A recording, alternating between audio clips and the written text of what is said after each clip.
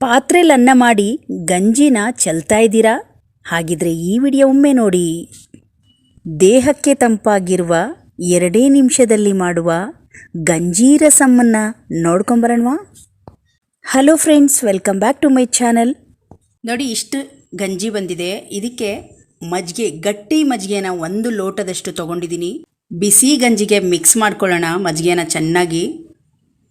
ನೋಡಿ, ಇವಾಗ ಸ್ವಲ್ಪ ನೀರು ಹಾಕ್ಕೊಳ್ಳೋಣ. ಸ್ವಲ್ಪ ಮಂದವಾಗಿ ಇರುತ್ತೆ ಗಂಜಿ. ಮತ್ತೆ ಸ್ವಲ್ಪ ನೀರು ಹಾಕ್ಕೊಂಡು ಈ ಥರ ರೆಡಿಯಾಗಿದೆ. ಈಗ ಅದೇ ಕಡಾಯಿ ಇಟ್ಕೊಂಡಿದ್ದೀನಿ. ನೋಡಿ, ಒಂದು 2-3 ಚಮಚದಷ್ಟು ಎಣ್ಣೆ ಹಾಕ್ಕೊಂಡಿದ್ದೀನಿ. ಎಣ್ಣೆ ಸ್ವಲ್ಪ ಕಾದ ತಕ್ಷಣ 1/4 ಚಮಚದಷ್ಟು ಜೀರಿಗೆ, 1/4 ಚಮಚದಷ್ಟು ಸಾಸಿವೆ, ಸ್ವಲ್ಪ ಹಸಿ ಕರಿಬೇವಿನ ಸೊಪ್ಪು, ಸ್ವಲ್ಪ ಬೆಳ್ಳಿನ ಜಜ್ಜಾಕಿದ್ದೀನಿ. ಹಾಗೆ ಕಾಳುಮೆಣಸು 2 ಚಮಚದಷ್ಟು ಪುಡಿ ಮಾಡಿ ಹಾಕಿದ್ದೀನಿ. ಹಾಗೆ 1 ಚಿಟಿಕೆಯಷ್ಟು ಇಂಗು, ಒಣಮೆಣಸು 2ರಿಂದ 3 ಸಣ್ಣದಾಗಿ ಕಟ್ ಮಾಡಿ ಚೆನ್ನಾಗಿ ಈ ಒಗ್ಗರಣೆಯನ್ನು ರೋಸ್ಟಾಗಿ ನಾವು ಫ್ರೈ ಮಾಡ್ಕೊಳ್ಳೋಣ.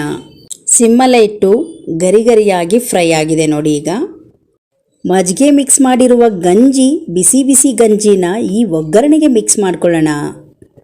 ನೋಡಿ, ಇವಾಗ ನಮ್ಮ ರುಚಿಕರವಾದ ಗಂಜಿ ರಸಂ ರೆಡಿ ಆಯಿತು ನೋಡಿ. ಈಗ ಸ್ವಲ್ಪ ನಾಟಿ ಕೊತ್ತಂಬರಿ ಸೊಪ್ಪನ್ನು ಸಣ್ಣದಾಗಿ ಕಟ್ ಮಾಡಿ ಚೆನ್ನಾಗಿ ಮಿಕ್ಸ್ ಮಾಡ್ಕೊಳ್ಳಿ. ಇದು ಜಾಸ್ತಿ ಕುದಿಯೋದು ಬೇಡ. ಇದು ಸ್ವಲ್ಪ ಉಕ್ಕುತ್ತೆ ಅನ್ನುವಾಗ ನೀವು ಆಫ್ ಮಾಡಿಬಿಡಬೇಕು ಸ್ಟವನ್ನು. ನೋಡಿ, ಇವಾಗ ಚೆನ್ನಾಗಿ ಬಿಸಿಯಾಗಲಿ.